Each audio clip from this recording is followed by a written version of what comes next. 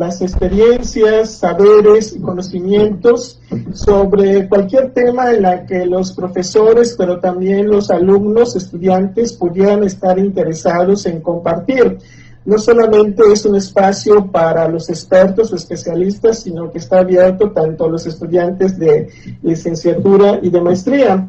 Y pues en este semestre decidimos retomar estos espacios de reflexión en la que colegas y otros precisamente quieren compartir a lo que se dedican, lo que trabajan y sus propios intereses hacia los diversos temas de la lingüística aplicada, la enseñanza de lenguas y la traducción, que son las disciplinas que son los ejes, pilares de nuestra facultad de idiomas, pero al mismo tiempo también desde una perspectiva interdisciplinaria, ya que todo conocimiento no puede estar cerrado solamente a un ámbito especial, sino también cabe la posibilidad de que este pueda ser abierto hacia otros ámbitos.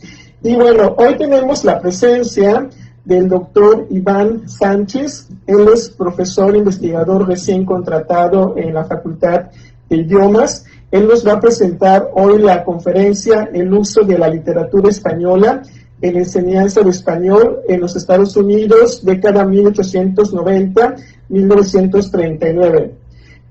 Algunos datos de él. Iván Sánchez ha sido profesor de lengua inglesa, lengua española y literatura en el Center for Cross-Cultural Studies de la Universidad Pablo Olavide y Universidad de Huelva en España. También ha sido profesor en Florida, en la Universidad Internacional. Ha sido asesor en el Consulado de España en Miami y en la actualidad imparte las materias de lengua y literatura en nuestra facultad. A lo largo de toda su trayectoria, su interés se ha centrado en el contacto entre lenguas, culturas hispánicas y anglohablantes en múltiples ámbitos académicos y profesionales en distintos lugares de contacto en los que ambas culturas conviven. Bien, doctor Iván Sánchez, le cedemos el espacio. Antes de que inicie, doctor, permítame un momento. Cuando termine el doctor Iván, vamos a tener un espacio de preguntas y respuestas. También estamos transmitiendo por el Facebook Live. Y les voy a pasar ahorita, pues lo voy a estar poniendo constantemente por los nuevos que vayan ingresando. Hay una liga de asistencia en la que se les pide, por favor, que pongan su registro, porque sobre todo para los estudiantes les va a servir para tener créditos. Ustedes pueden, anteriormente se llenaba la cartilla y ya pasaban a recepción en la suma de sus eventos por un crédito. Entonces, por favor, llenen la liga que les voy a poner en el chat. Ahora sí, doctor Iván Sánchez, adelante. Bueno, ¿qué tal todos? Muchas gracias, doctor. Muchas gracias por esa cálida presentación y bueno, no sé si se me escucha bien, ¿verdad? Aiden, sí, ¿verdad? Sí, todo se escucha bien. Estupendo. Pues nada, lo primero, pues eso, agradecer no solo al doctor Eider Sima, sino a todos los compañeros de la facultad, pues que incluso teniendo en cuenta las circunstancias en las que yo me he presentado aquí, pues se han volcado en recibirme y en apoyarme y en darme calor y cariño, y la verdad que pues estoy muy contento de estar aquí y me siento muy honrado de abrir este ciclo de seminarios, ¿no? Para mí es un verdadero honor y espero estar a la altura. Yo estoy aquí porque me gusta mucho enseñar. Yo estoy en la universidad y he trabajado siempre como profesor porque lo que me gusta es enseñar. En mi caso, pues siempre me han interesado las lenguas y las culturas que las lenguas que respaldan a todas las lenguas, ¿no? Desgraciadamente pues uno no puede aprender, no tiene tiempo de aprender muchas lenguas, pero bueno, pues por lo menos sí he tenido la oportunidad de tener contacto con 4 o 5, de las cuales pues manejo con cierta maestría 3, ¿no? Y bueno, pues siempre con la intención de aprender. Bien, bueno, primero con la venia de mis compañeros, me voy a dirigir un poquito primero, sobre todo porque veo que hay gente que todavía se está agregando, y entonces voy a hablar un poquito sobre por qué yo me pongo a investigar, muy brevemente antes de empezar a hablar del tema que nos ocupa. porque además este se llama seminario de investigación, ¿no? Entonces sí me gustaría transmitirles a los alumnos un poco, pues, lo que a mí me llevó, ¿no?, a investigar, porque dice uno, me va a poner a investigar, ¿no? Vale, bueno, muy bien. Uno está en la facultad, tiene muchas ganas de comerse el mundo le viene pequeño, ¿no? Uno tiene unos... se va por las nubes, ¿no? Y bueno, pues qué bueno que tenemos, que yo en mi caso por lo menos tuve buenos profesores que sobre todo ya llegando a cuando llegué al posgrado, pues supieron tirar de mis pies hacia abajo y decirme, bueno, vale, muy bien, tienes mucha intención y tienes mucha ilusión y eso es muy bueno, pero bueno, tienes que bajar a la realidad, ¿no? Y porque, claro, cuando uno empieza a querer investigar, pues se encuentra con un mundo que aparentemente, me imagino que, no sé si luego ya los alumnos que están escuchándome me pueden hablar de su opinión, o de lo que sufren, o de lo que ellos viven, ¿no? Pero se ve como el Olimpo, ¿no? Están los investigadores ahí, ¿no?, que están ahí haciendo sus cosas, hablando de sus cosas importantes, ¿no? Pero todo esto pues tiene una finalidad, ¿no? O sea, investigar es filosofar sobre algo, es pensar sobre algo, crear ideas y hacer que esas ideas pues aporten innovación en todo lo que se hace. En este caso, en estas ambas disciplinas que están, bajo mi punto de vista, bastante unidas, que es la enseñanza de idiomas y la traducción, porque al fin y al cabo pues siempre está uno entre dos lenguas, ¿no?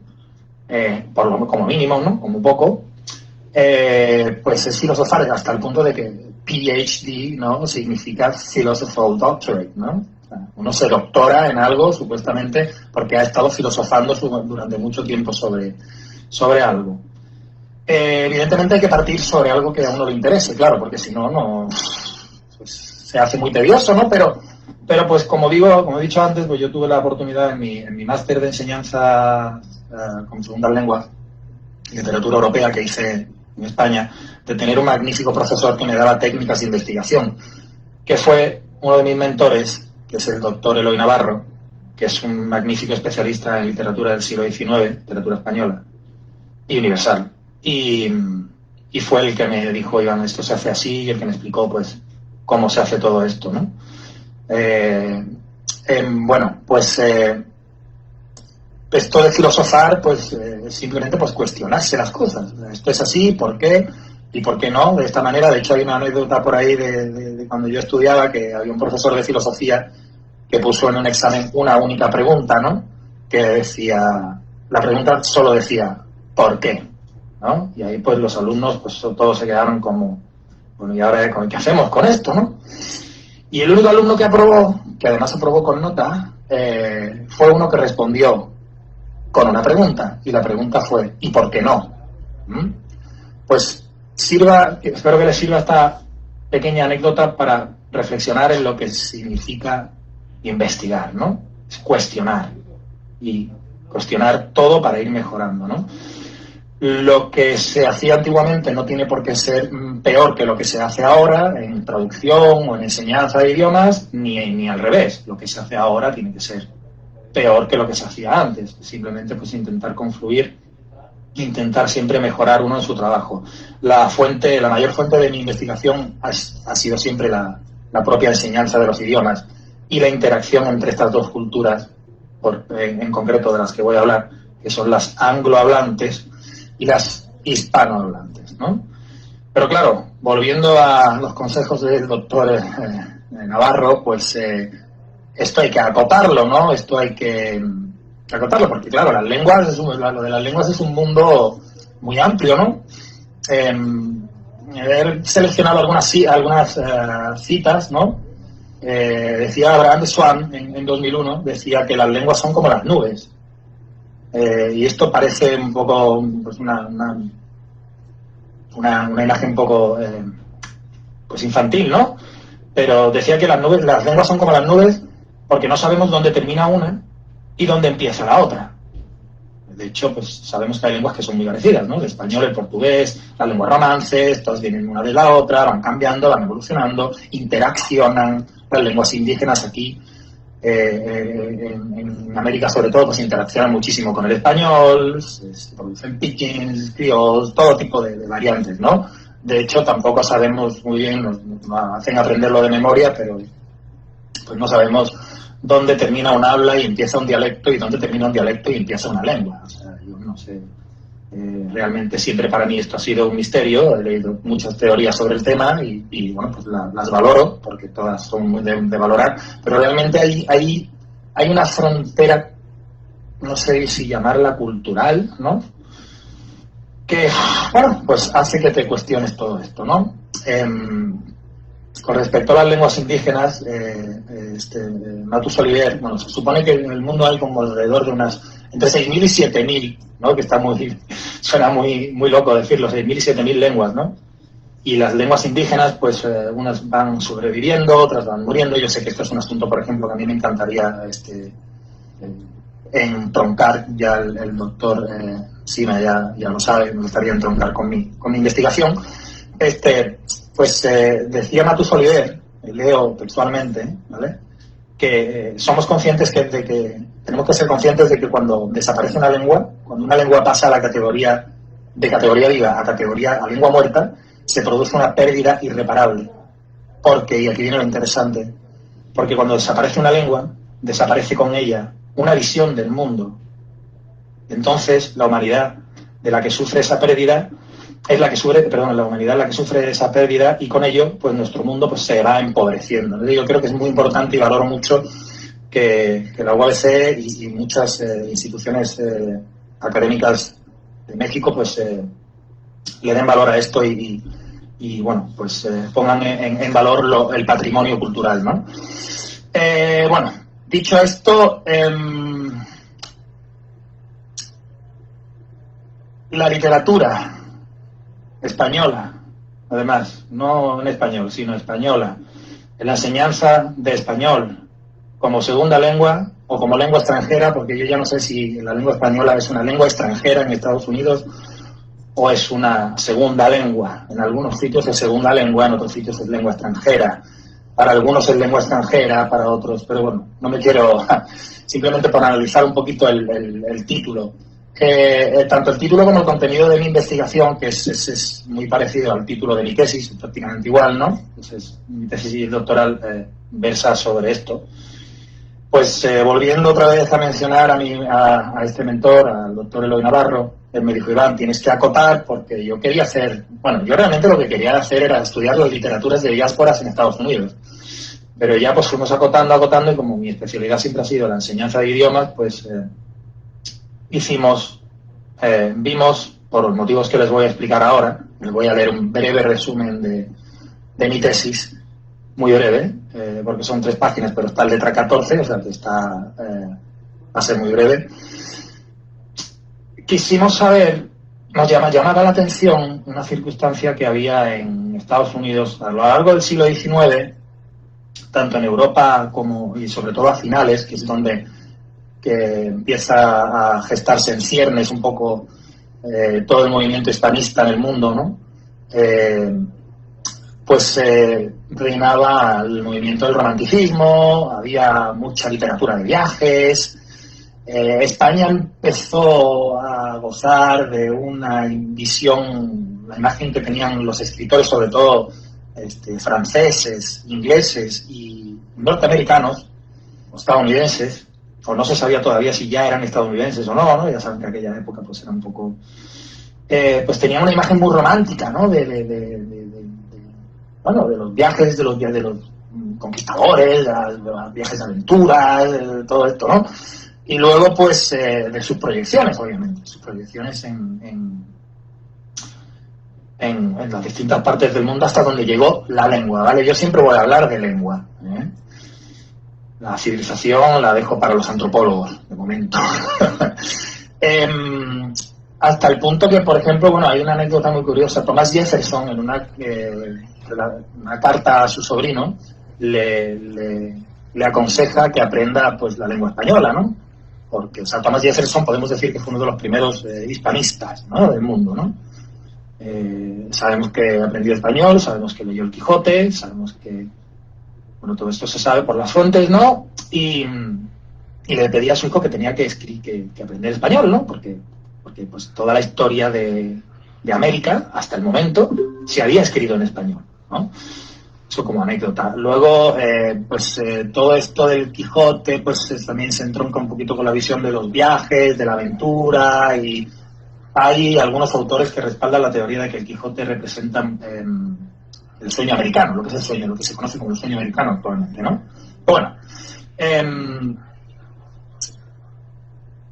todo este interés cultural, académico, empieza a forjarse en las universidades, ¿no? Y entronca con otro interés de otra índole, económico, interés más pragmático, más mundano, que está respaldado por la doctrina Monroe y el panamericanismo, que todos ustedes me imagino que conocerán, ¿no?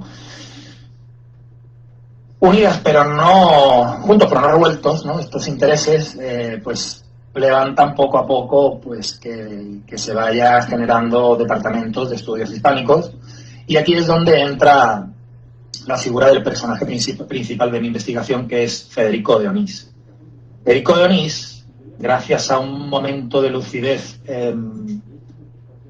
intelectual que tuvo España después de la crisis de las colonias, que se llama la Edad de Plata, pues tuvo la oportunidad de gozar de becas, y entre él y otros académicos, este señor llegó a ser catedrático de la Universidad de Salamanca, ¿vale?, de la Facultad de Estudios Hispánicos, ¿no? Y luego pues fue invitado a la Universidad de Columbia para que fundara un departamento de estudios hispánicos en esta universidad.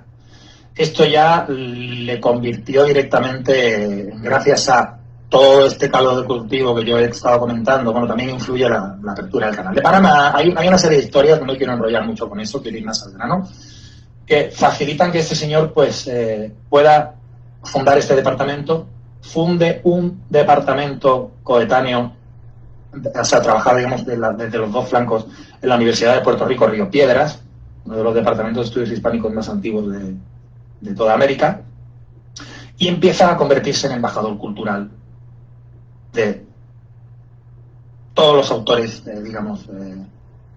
españoles y hispanoamericanos también. Lo que pasa es que, como digo, tuve que acotar. Yo este estudio lo he tenido que acotar. Estoy deseando de ampliarlo, pero en este caso, pues hasta ahora lo tuve que acotar, porque si no esto era inabarcable, ¿no? Entonces, bueno, este señor hace mucho por la lengua y hace mucho por la cultura, y aprovecha este interés y fomenta la publicación de obras. Empieza a invitar a escritores, por ejemplo, como a modo de anécdota también les digo, este señor fue el que acogió a Lorca cuando fue a Nueva York. De hecho, fue a dar charlas en Columbia y en otras universidades, invitado por Federico de Onís. Si se quieren interesar por él, pues yo encantado de contarles más cosas sobre este señor. Pero bueno, a través de estas charlas y esto, pues este señor, por ejemplo, Lorca fue el padrino del hijo de este señor. Lorca escribió Poeta en Nueva York estando en casa de este señor, ¿no? Que se hagan una idea de... Y bueno, pues se fundaron los institutos de las Españas, otras instituciones en México, en Buenos Aires, en Cuba, ¿no? Todo esto empieza a ver como un movimiento cultural. Se funda la Asociación de Profesores de Español, the American Association of Teachers of Spanish, que después sería and Portuguese, ¿no? De ahí vienen los Iberian Studies en Estados Unidos. Y bueno, pues todo esto, digamos que así muy brevemente, de este breve bosquejo que yo he hecho, que he intentado hacer lo más breve posible, no quiero pasarme mucho de tiempo porque me interesan mucho sus preguntas, más que lo que yo les pueda contar, que lo pueden leer. Les voy a leer brevemente el resumen, porque, bueno, este resumen pues concentra muy bien la idea de mis estudios, y a partir de ahí, pues si quieren, vamos hablando entre todos, ¿no? Seguro que tienen ustedes mucho que aportar. Les voy a leer brevemente.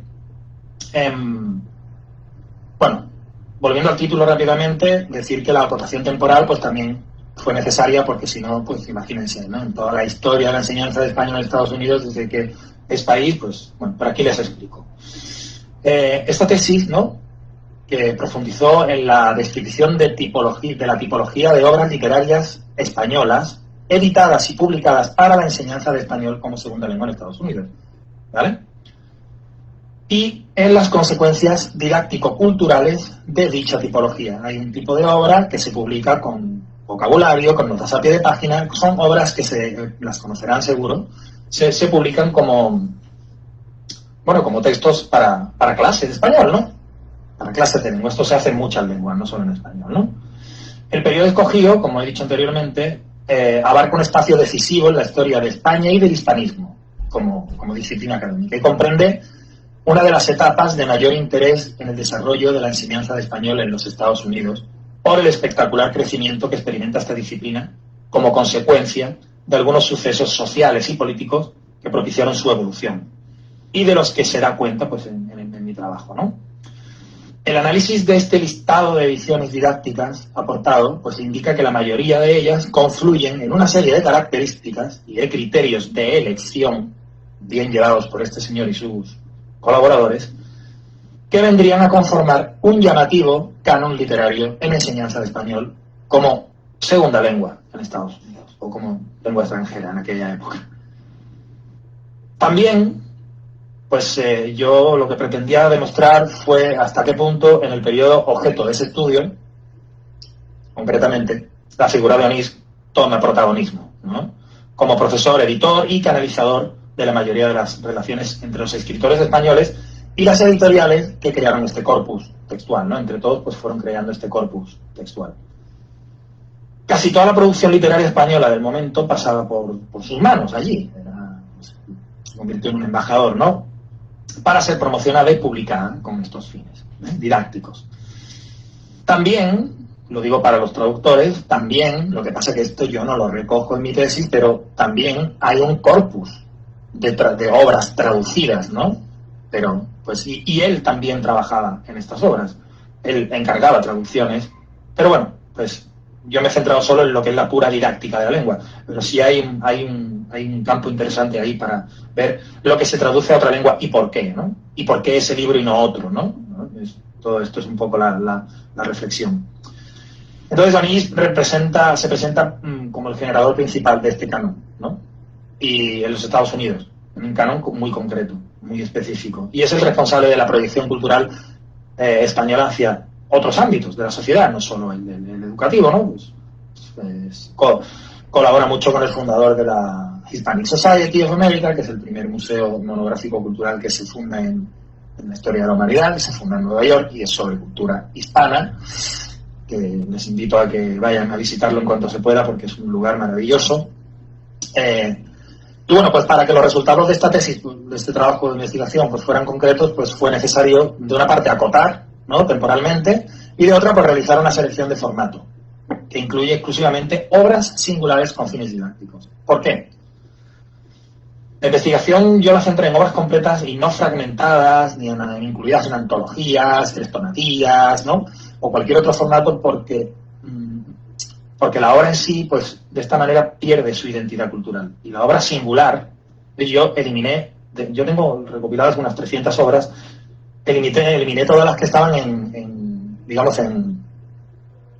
este tipo de colecciones porque pierden identidad, ¿no? Si no, habría sido, en vez de 300 obras, habrían sido como 2.000 o 1.500, no eran muchísimas, ¿no?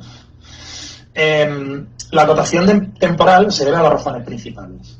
La primera es la dificultad de realizar un análisis con un vasto e incontrolable número de ediciones, ¿no?, porque esto sería inabarcable.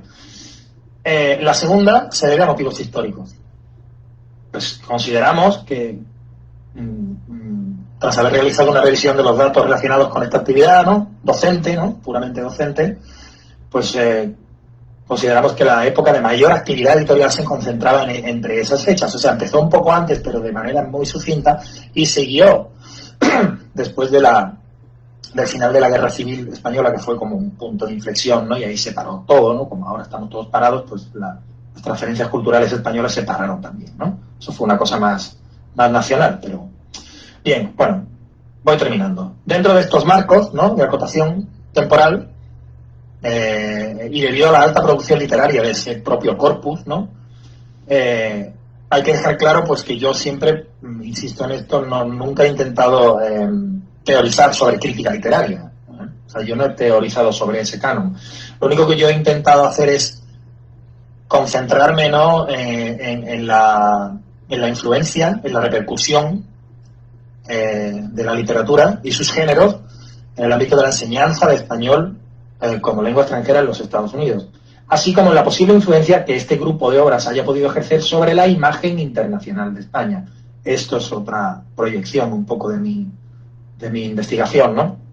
Esta es la contribución de este trabajo, pues, a la comunidad, mi humilde aportación a la comunidad científica, ¿no? Es básicamente eso, ¿no? La acotación de formato, vuelvo a repetir, en obras singulares responde principalmente a la necesidad de tratar los textos literarios como objetos con identidad propia dentro del aspecto pragmático de la lengua que se enseña. Y de esta manera, pues, se puede ver como el hecho de que una misma obra se edite muchas veces con este fin didáctico, ¿no?, pues tendrá una importancia singular que la hace destacar dentro de su propia cultura o dentro de la proyección de esa cultura. El mismo trabajo puede realizarse en el ámbito de la enseñanza de cualquier otra segunda lengua, en cualquier otro entorno. O sea, podemos analizar la misma repercusión de la lengua y la cultura francesa en Italia, estudiando cuál ha sido la edición en torno a la enseñanza de esa lengua en ese país. Y así, pues, repetidas veces a lo largo del mundo. O sea, que esto es, digamos, un modelo investigador que se puede repetir de muchas maneras. Y esto es básicamente lo que yo he venido a contarles hoy, más o menos. A mí me han pedido brevedad y yo creo que me he ceñido más o menos.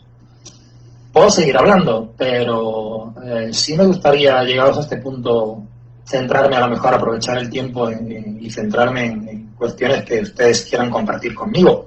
No sé qué le parece, doctor Sima.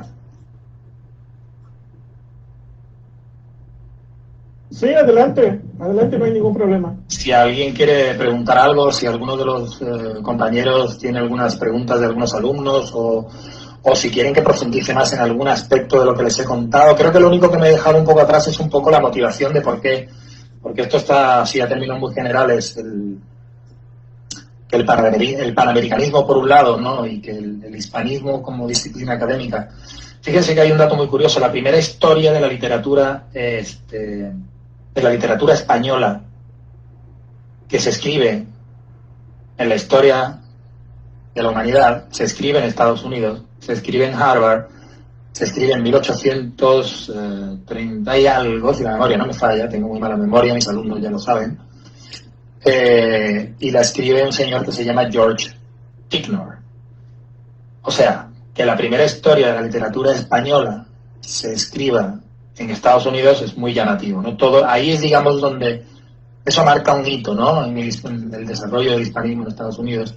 Washington Irving escribe los cuentos de la Alhambra, ¿no? Se centran mucho en la historia de España, los escritores norteamericanos.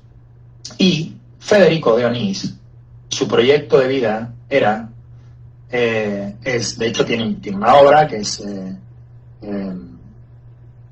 Historia de la literatura española y poesía, literatura y poesía española e hispanoamericana. Me va un poquito el título, pero bueno. Él quería la visión de todo este asunto de Onís, que es un poco, pues vamos a decir, mi ídolo, ¿no?, en este sentido, porque me parecía que era una persona, da gusto leer todo lo que ha escrito y da gusto leer sobre todo lo que ha hecho. Sus intenciones eran muy nobles y sus intenciones no eran otras más que las de unificar lo que ya de por sí de manera natural estaba unificado por una lengua, que era la cultura hispana, ¿no? Y él siempre vio la lengua española como un elemento unificador de distintas civilizaciones, ¿no? La lengua española, donde ha ido, pues se ha ido quedando porque se ha ido mezclando.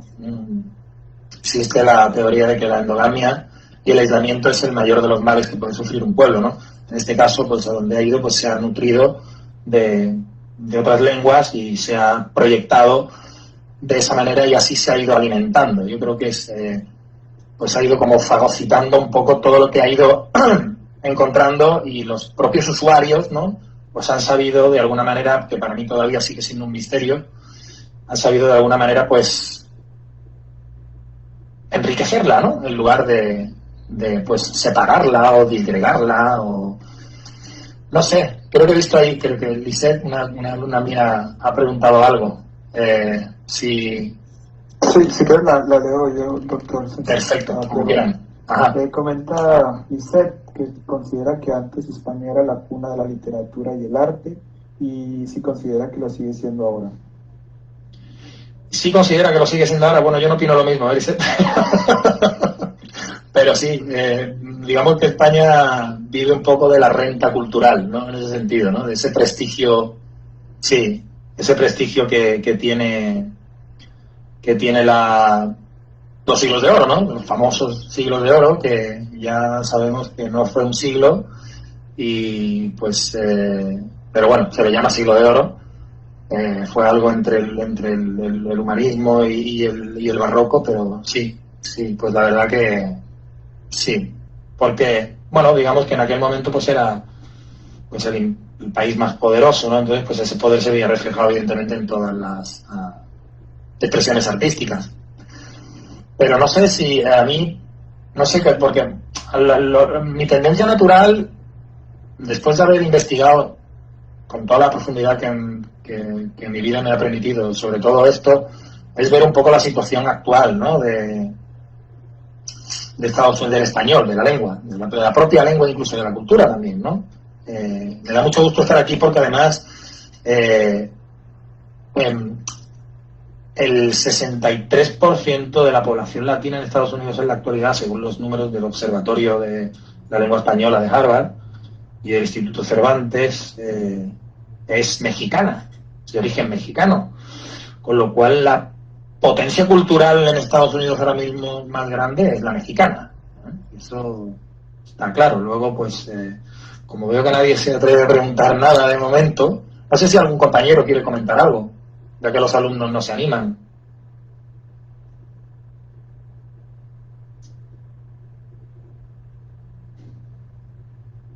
O algún alumno mío, que sé que andan por ahí.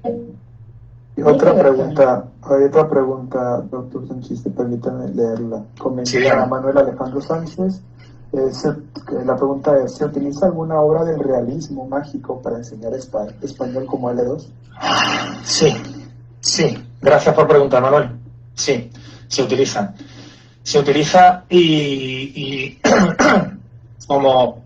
Y además le agradezco la pregunta, Manuel, porque me lleva a tocar algo que, bueno, lo que no he profundizado y sí me gustaría profundizar porque es, digamos, uno de los puntos claves de la enseñanza de español o del material que se utiliza o del material que se debe utilizar o en base a qué utilizamos un material y no otro.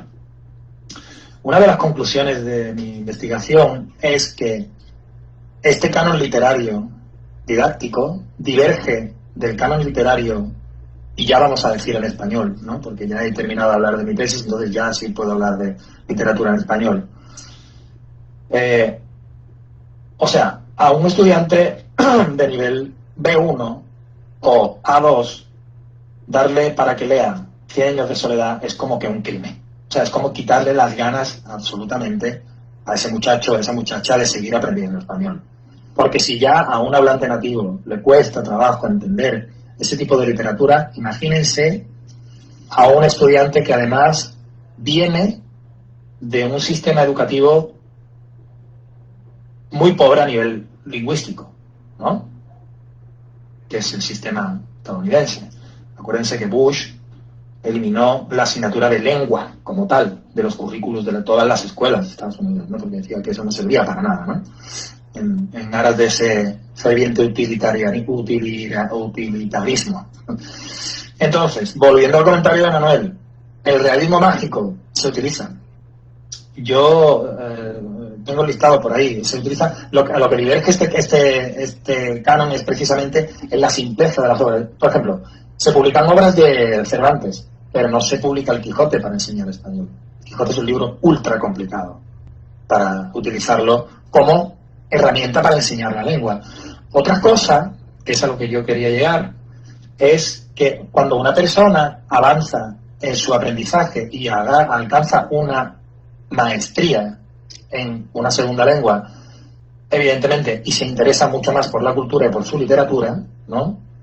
Como bien estipulan los currículos de esta institución, pues ahí sí, se mete uno con Márquez, con Paz, con Cervantes, eso en lengua española, con Shakespeare en lengua inglesa, ¿no? Con ya autores de cierto que requieren cierto nivel de conocimiento, no ya lingüístico, sino cultural.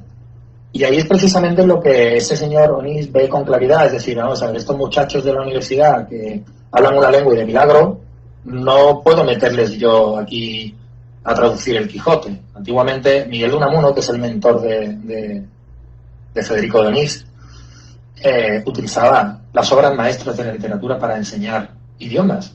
Miguel de Unamuno era políglota, enseñaba francés, alemán, italiano, inglés, y utilizaba los textos clásicos de esas literaturas.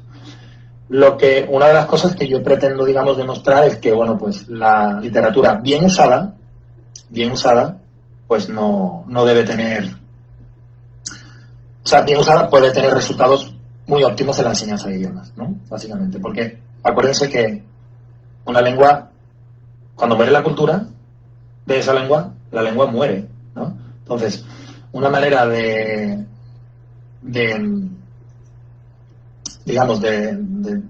aprender la lengua, yo siempre pongo un ejemplo.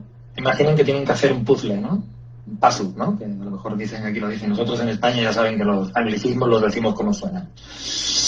Y les dan todas las piezas, que podríamos decir que es la lengua, la gramática, ¿no? Pero no nos dan la foto. Entonces, la foto para mí sería la cultura, ¿no? Sería esa literatura, ¿no? Sería esas expresiones culturales que entonces era la literatura y ahora pues son los vídeos de YouTube, los contenidos de redes sociales, de todo tipo. Bueno, esto ya ha ido, la literatura actual no sé hasta dónde llegaría, ¿no? Pero se ha ampliado mucho el concepto de transmisión cultural. Pero sí, gracias Manuel por preguntar eso, porque se me había pasado. Gracias. Usar el realismo mágico es un poco peligroso, bajo mi punto de vista. No sé qué opinan ustedes. Por ahí tenemos otra pregunta, doctor Sanchís, por parte Adelante. de Karen Raquel.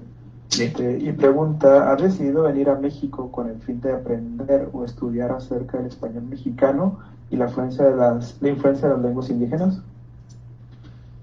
En parte sí, porque, gracias por preguntar, Karen, en parte sí, porque a mí lo que me interesa son las lenguas en contacto. A mí lo que me interesa son las lenguas en contacto entre, evidentemente, el inglés y el español, porque yo hice filología inglesa y porque el posgrado lo hice en esto, ¿no? Porque para mí fue maravilloso, una experiencia maravillosa dar en clases de español en Estados Unidos y ver cómo mi cultura tenía sitio dentro de la cultura que había sido la materia de mi estudio durante toda mi vida. Entonces, pues para mí eso fue como una revelación. Pero eso no significa que no me interese el contacto con otras lenguas, al revés, me interesa y mucho. Me parece que hay algunos compañeros, de hecho, que están haciendo un trabajo lexicográfico muy interesante, ¿no? sobre esto, y aquí, en Baja California sobre todo, y lo más interesante de todo para mí, Karen, es que estoy en un lugar que todavía conserva, o quiero pensar, porque como tampoco me he podido mover mucho, me da la sensación, o parece desde fuera, porque aunque esté dentro todavía estoy fuera, ¿no? Si Dios quiere pronto haré un viajecito por aquí por la Baja, pero de momento pues no he podido.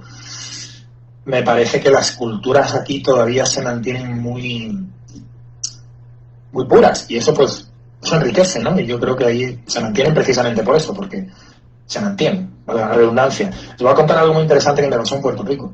En Puerto Rico, cuando uno va a las montañas de Puerto Rico, ya saben que Puerto Rico es el abanderado del Spanglish, ¿no? Es el país abanderado del Spanglish, ¿no? Y pues ahí la lengua, tanto la lengua inglesa como la lengua española tiene mucha interacción. Pero uno se va a las montañas y es capaz de escuchar un castellano antiguo, puro, muy, muy castellano, muy como de Valladolid, de como hablan los abuelitos de Valladolid, y me pareció muy llamativo y me llamó la atención el hecho de que al estar ahí, en la montaña, en el Yunque, ¿no? En el Parque Natural del Yunque, que hay pueblitos donde se hacen muchas cosas a mano todavía, pues se conservaba el español muy puro, muy puro, muy puro, no nada mezclado comparado con las zonas costeras de la isla, en una isla tan pequeña.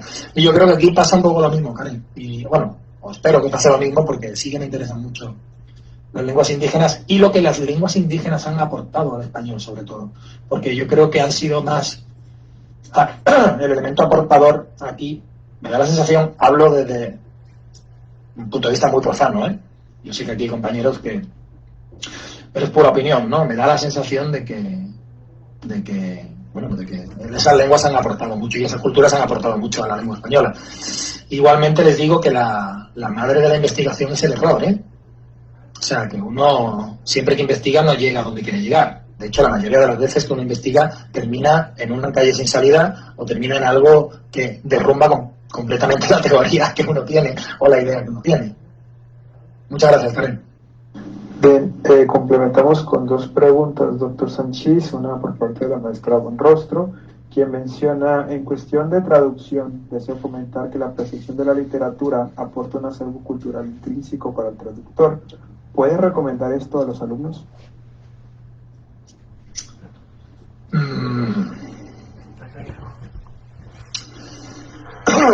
Hombre, gracias, Olimpia.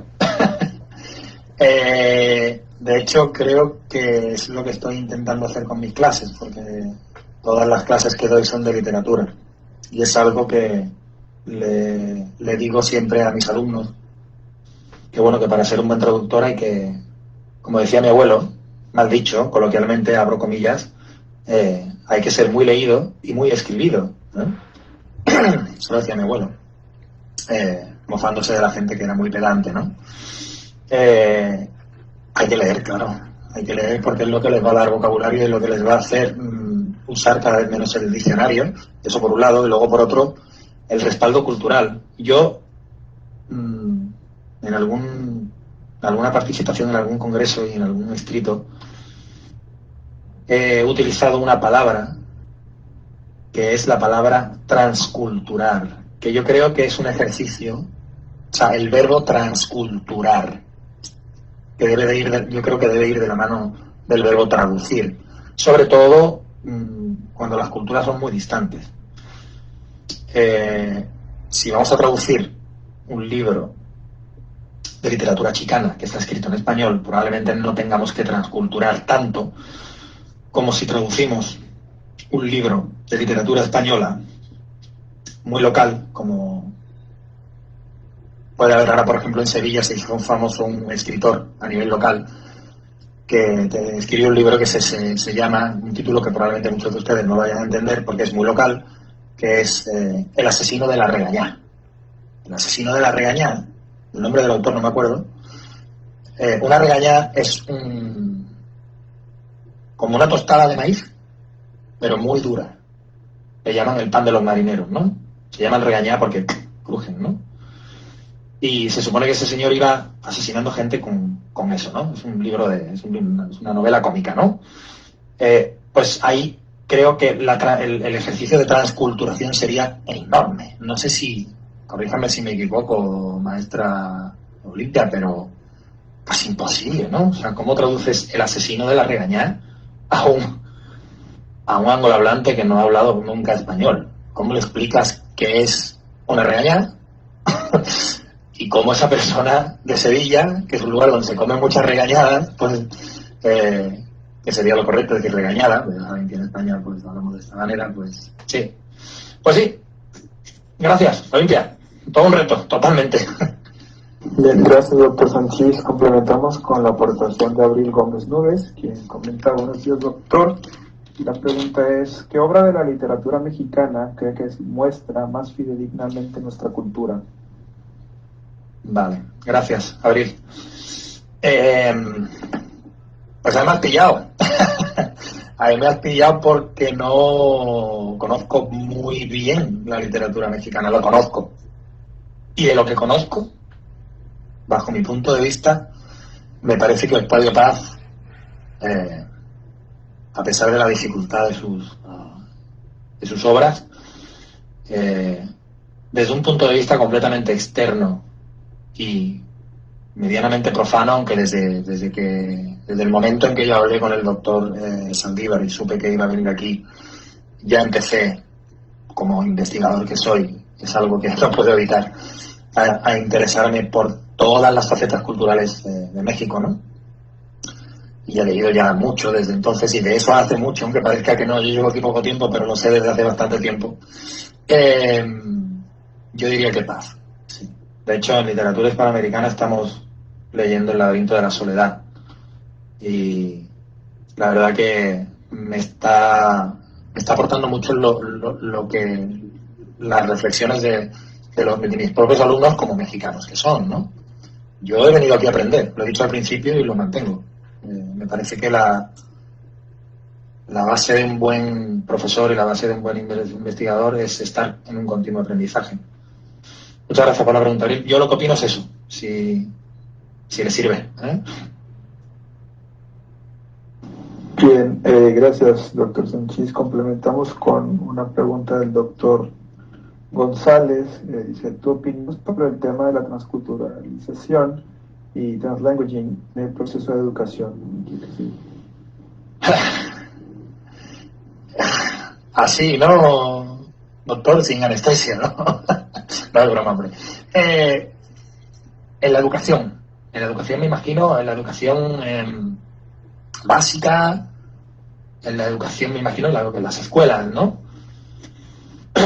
Pues volvemos a la materia de mi investigación, es decir, creo que es nuestra responsabilidad utilizar materiales adecuados, y de la misma manera que para enseñar un idioma, pues quizá para enseñar español, vamos a hablar de algo concreto, ¿no?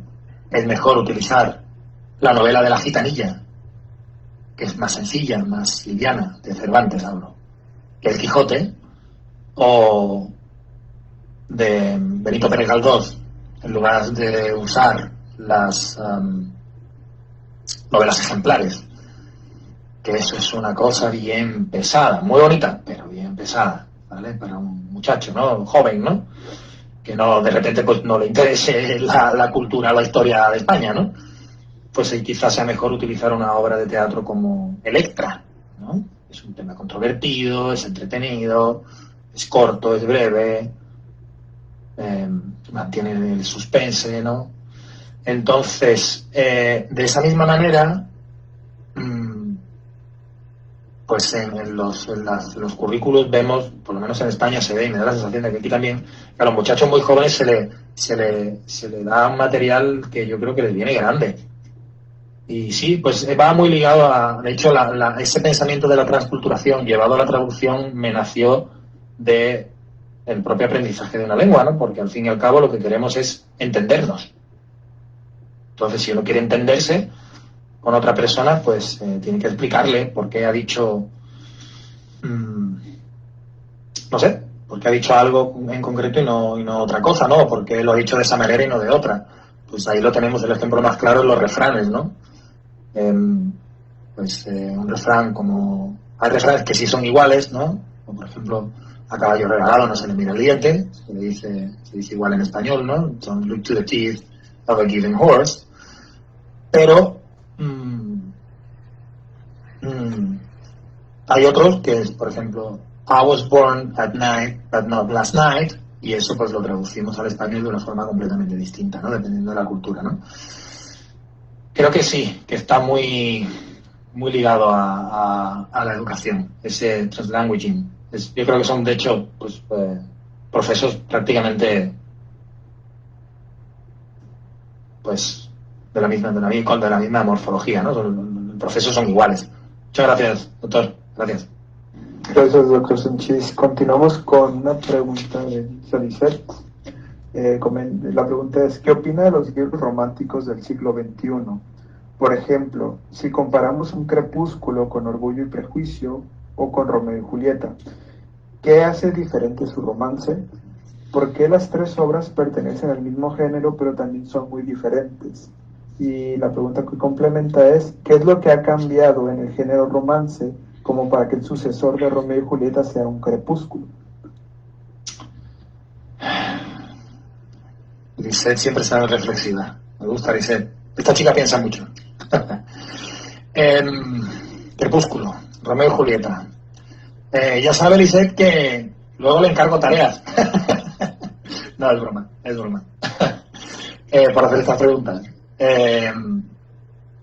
Pues es una pregunta muy amplia, ¿eh? No sé si voy a ser capaz de dar mi opinión de forma breve, pero lo que creo que habría que cuestionarse es si Crepúsculo, como dice, es el sucesor de Romeo y Julieta.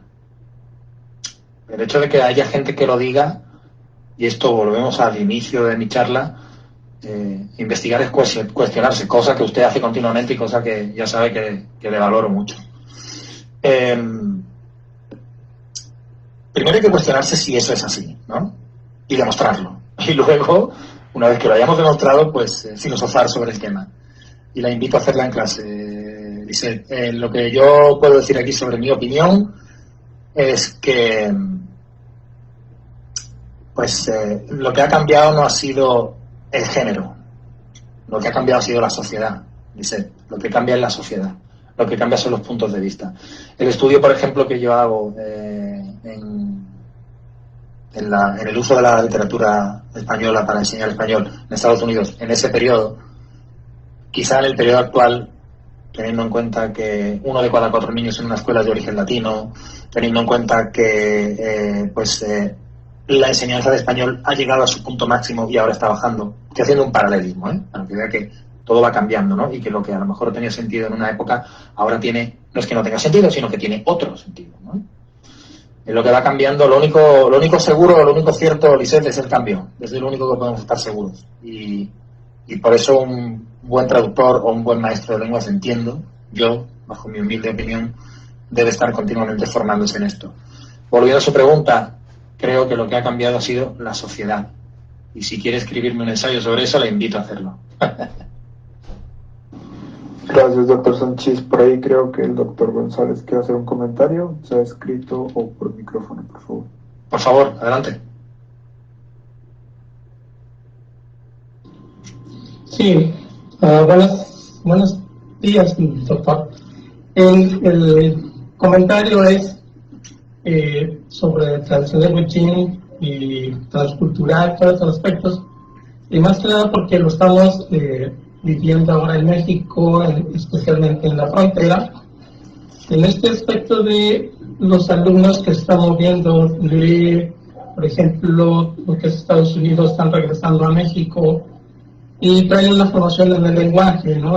Su primera lengua a veces viene siendo el inglés, y regresan a su país de origen, y entonces cuando entran a estudios, digamos en este caso universitarios, pues empiezan, por ejemplo, si entran a una clase de literatura, pues el manejo del español que pueden tener es muy limitado, por la producción que pueden tener, y pues ahí es lo que se está observando, ¿no?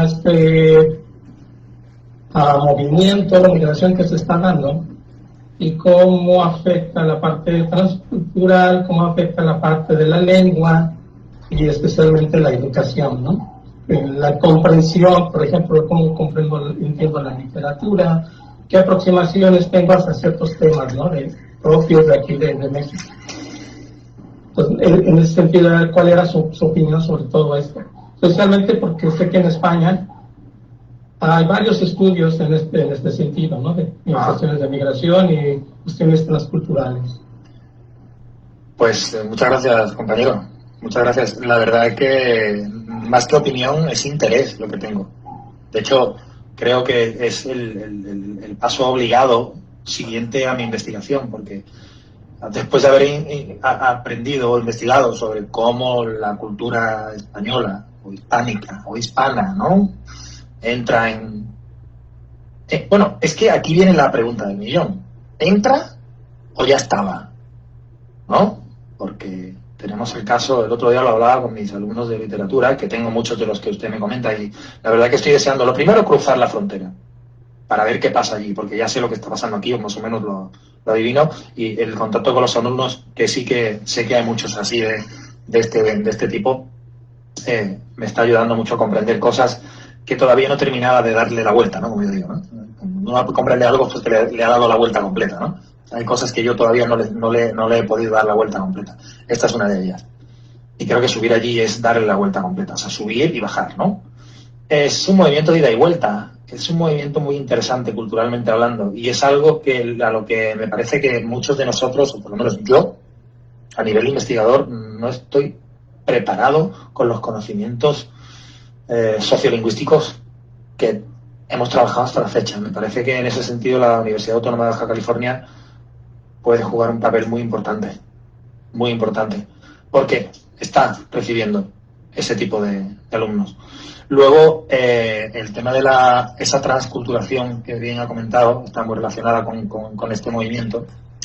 Y una cosa que hablamos en la clase de literatura hispanoamericana, hablando precisamente el primer capítulo del Laberinto de la Soledad, es que estos chicanos y estos pochos que están ahí, pues yo les hice la siguiente reflexión a mis alumnos, que bueno, los que están aquí ya pues se les va a repetir, pero... Y es la siguiente. Ustedes imagínense, les dije, imagínense que después de la guerra de México con Estados Unidos, la línea divisoria no se hubiera puesto donde está, sino que se hubiera puesto en el paralelo 28. Por ejemplo, imaginar es gratis, ¿no? Y que ustedes fueran la tercera generación, o la cuarta, ¿no? Como quinta por lo menos, ¿no? De mexicanos. Aquí, dentro de territorio estadounidense. Y estuvimos hablando sobre el tema y la reflexión era, pues básicamente que esa era la manera que yo tenía de hacerles entender lo que sentían estos chicanos y estos pochos que llevan viviendo allí toda la vida o mucho tiempo, ¿no? Y que lo único que se ha movido es la frontera, pero ellos no se han movido. Y el de la tienda, o sea, cambia la frontera, pero el de la tienda de frente sigue siendo mi compadre. Y la de la casa, y la que vive en la casa, 3 casas más abajo de mi calle, sigue siendo mi hermana. Y la que vive en la calle de atrás sigue siendo mi prima. Y el que vive en 2 calles más allá es mi amigo de toda la vida. Pero ahora resulta que estamos en otro país, ¿no? Reflexionamos sobre la idea de que realmente la frontera cultural no se ha movido.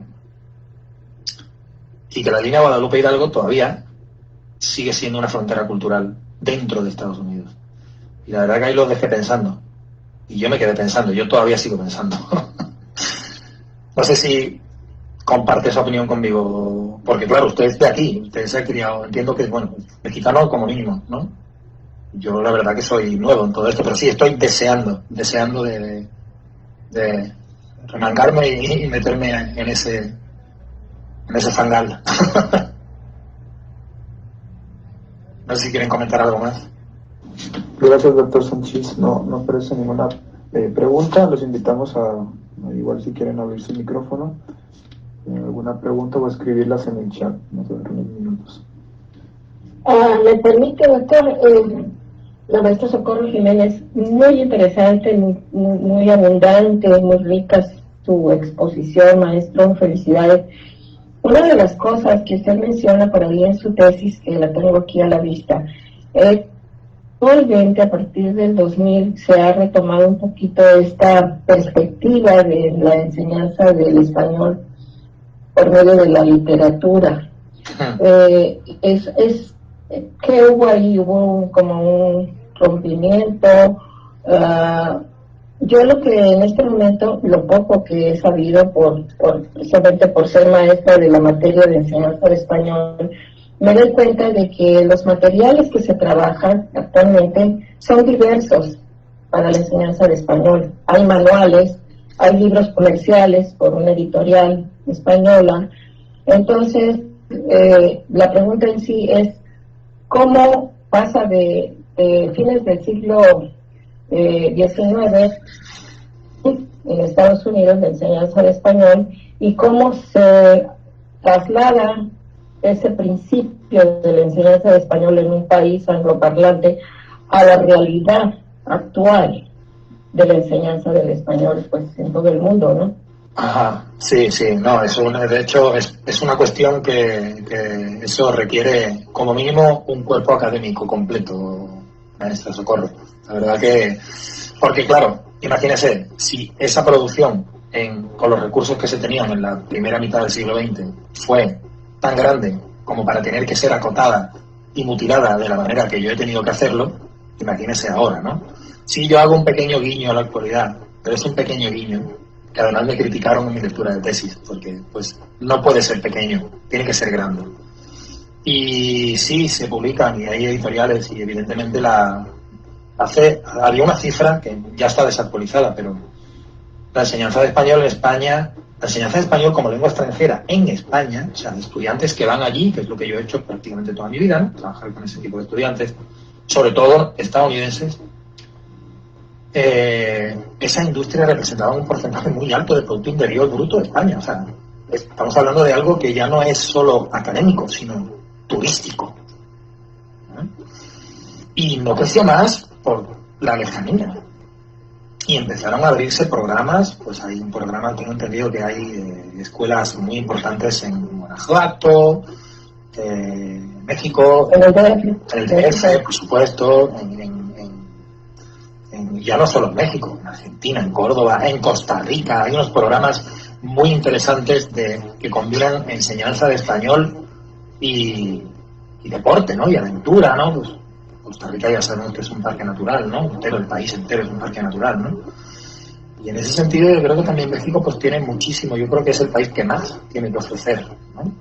Me llama mucho la atención, yo ya lo he comentado con algún compañero, que no haya aquí pues alguna institución privada o pública.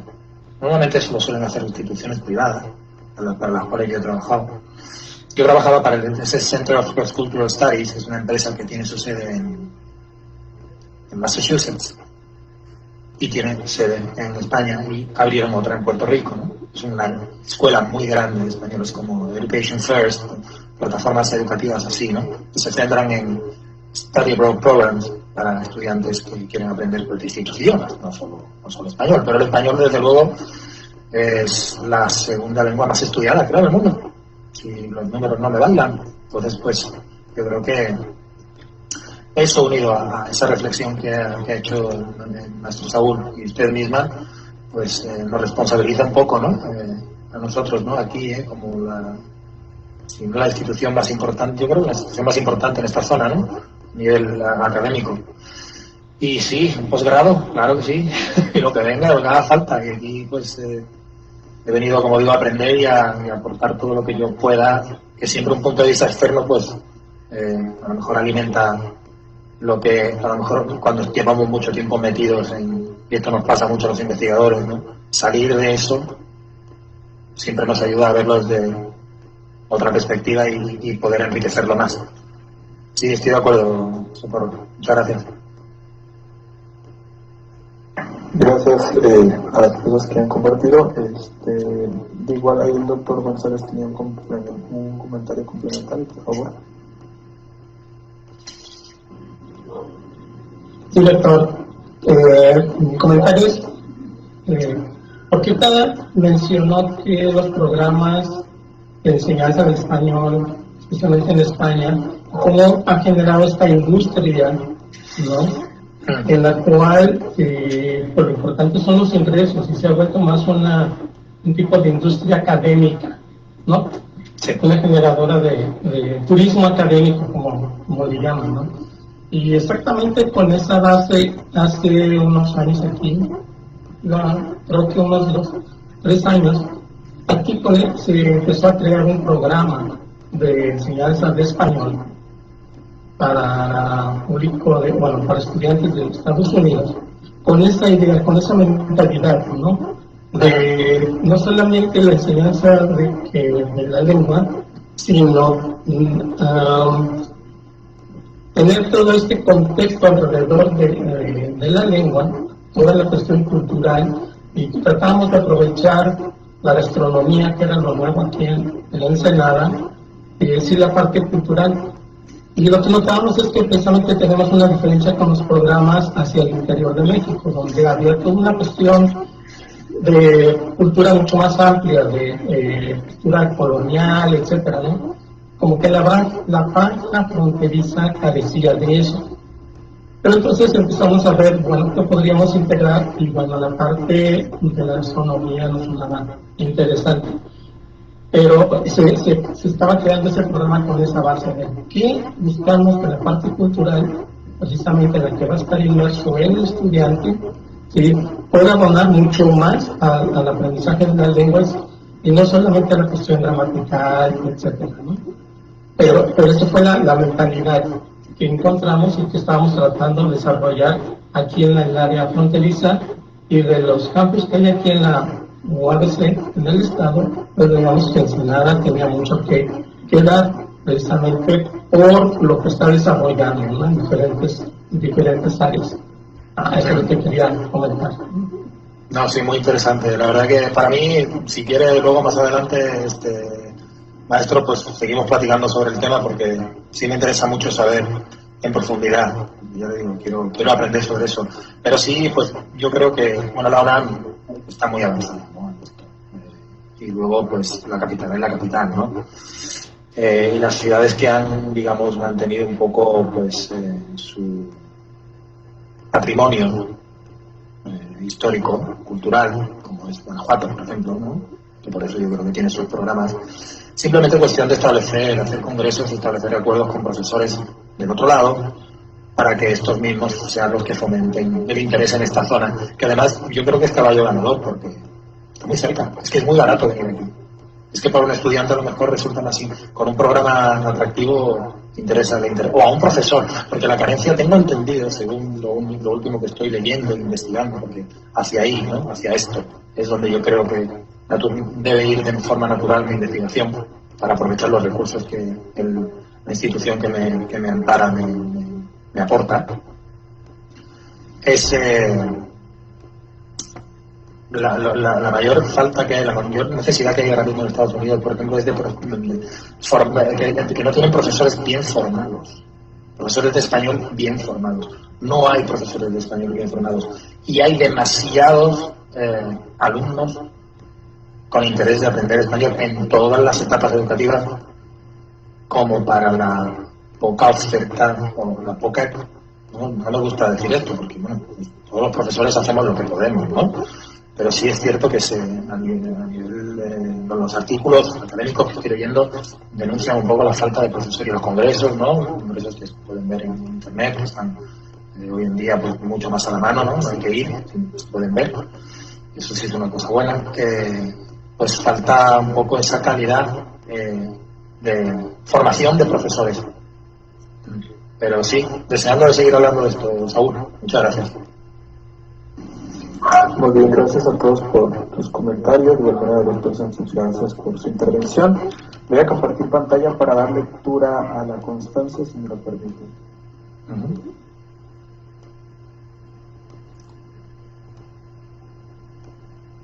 Ya se ve, ¿verdad? No, para confirmar. Sí. Okay. Daré lectura de la constancia. Universidad Autónoma de Baja California, Facultad de Idiomas y Extensión Ensenada, otorga la presente constancia a Dr. Iván Alberto Sanchís Pedregosa por haber impartido la conferencia El uso de la literatura española en enseñanza del español en los Estados Unidos en 1890 a 1930.